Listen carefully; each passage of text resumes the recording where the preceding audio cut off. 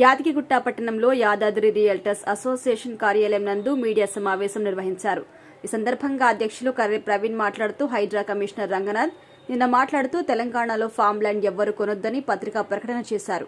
ఇప్పటికే హైడ్రా పేరుతో హైదరాబాద్లో రియల్ ఎస్టేట్ రంగాన్ని పూర్తిగా నిర్వీర్యం చేసి పేదల బతుకులను బుగ్గిపాలు చేసి రంగనాథ్ సాధించింది ఏమీ లేదు. పైగా ఇలాంటి మాటలతో రియల్ ఎస్టేట్ రంగాన్ని పూర్తిగా తుడిచిపెట్టే విధంగా, పెట్టుబడిదారుల్లో భయం కలిగించే విధంగా వ్యాఖ్యలు చేసి రియల్టర్ల ఆత్మహత్యకి కారణమవుతున్నాడు. ఒక ఉన్నత స్థాయిలో ఉన్నటువంటి వ్యక్తి ఇలాంటి బాధ్యతారహితమైనటువంటి వ్యాఖ్యలు చేయడం సరికాదు. మీరు రియల్ ఎస్టేట్ అభివృద్ధి చెందాలి అనుకుంటే ప్రస్తుత సీఎం నుంచి సూచనలు చేయండి. అంతేగాని ఇలా రియల్టర్ జీవనోపాధి కోల్పోకుండా పేదవారిని ఆదుకోవాలని ఈ ప్రభుత్వాన్ని కోరుతున్నాము.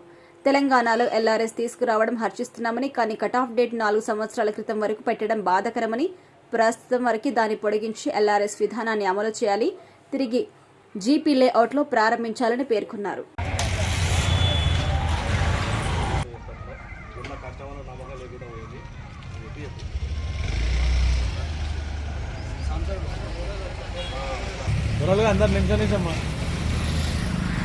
తెలంగాణలో రియల్ ఎస్టేట్ రంగం పాతాళానికి పడిపోయింది.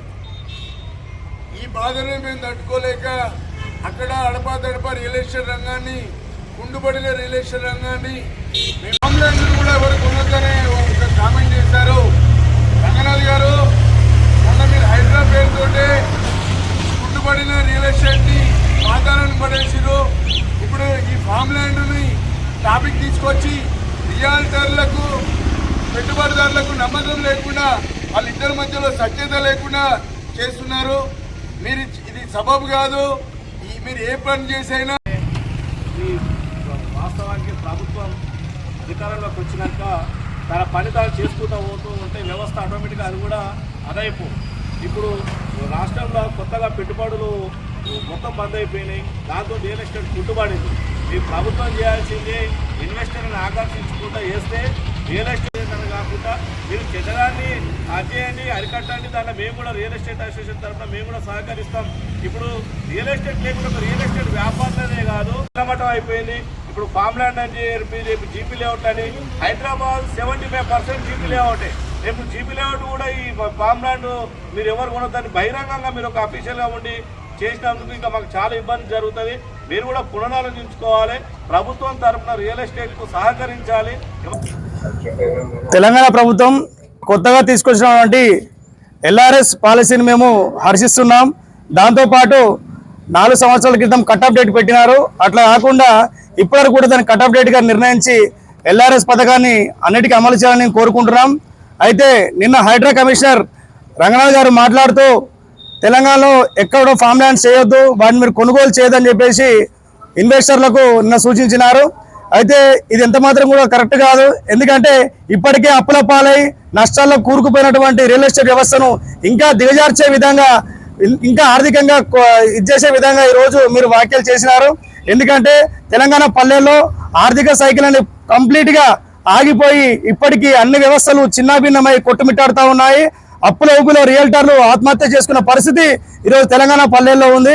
ముఖ్యంగా గ్రామాల్లో జీపీ లేఅవుట్ మరియు ఫామ్ ల్యాండ్స్ మీదే ఆధారపడి వ్యాపారం నడుస్తుంది. ఆ యొక్క వ్యాపారాన్ని కడుపుకొట్టే విధంగా ఈరోజు మీరు ప్రవర్తిస్తూ ఉన్నారు.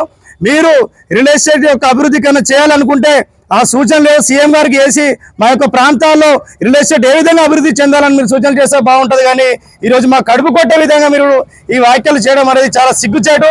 ఇప్పటికైనా తమ పరిధి ఎంతో ఆ పరిధి వరకే మాట్లాడి తమ హుందాతనాన్ని చాటుకోవాలి. కానీ ఈరోజు మా యొక్క బతుకులాగా చేసే విధంగా తమను ప్రవర్తించదని ఈ సందర్భంగా తెలియజేస్తా ఉన్నాను.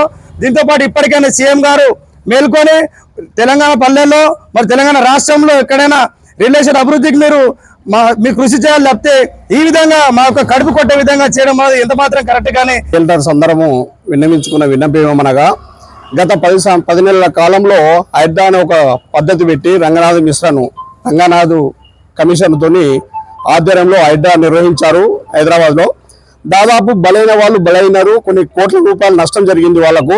తీరా వచ్చేసరికి బలైన వాళ్ళందరూ పోయి హైకోర్టుకు పోతే హైకోర్టు ఏం చెప్పారంటే మీరు ఎలా ఉత్తర్వులు ఇచ్చారు, ఏ విధంగా పర్మిషన్ ఇచ్చారు, పర్మిషన్ ఇచ్చింది గవర్నమెంటే, పర్మిషన్ ఇచ్చింది కూడా ట్యాక్స్ కట్టుకుంది కూడా జిహెచ్ఎంసీ వాళ్ళ కారణంగా మీరు ఏ విధంగా కూల్చుతున్నారు, వాళ్ళకి ఎందుకు నోటీసులు ఇవ్వలే అని చెప్పి చివాట్లు పెట్టి హైడ్రాను రద్దు చేసారు హైకోర్టు ప్రభుత్వము.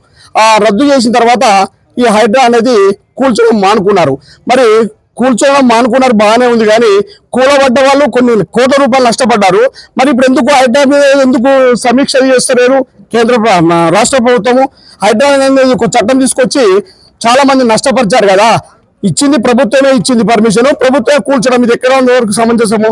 అంటే హైకోర్టు పోయి హైకోర్టు నుంచి సుప్రీంకోర్టు కూడా పోవాలన్నా? మళ్ళీ అదే విధంగా రియల్టర్స్ కూడా ఇప్పుడు కొత్త సిస్టమ్ తీసుకొచ్చి ఫామ్ ల్యాండ్ అమ్మొద్దు, అది అమ్మొద్దు అని చెప్తే మళ్ళీ ఫామ్ ల్యాండ్ గురించి మళ్ళీ హైకోర్టుకో సుప్రీంకోర్టుకో పోతే వాళ్ళు హైకోర్టు ప్రభుత్వం కానీ హైకోర్టు కానీ సుప్రీంకోర్టు కానీ చెప్తే ప్రభుత్వానికి కనువిప్పు అవుతుందా? అంతవరకు కనువిప్పు కాదా?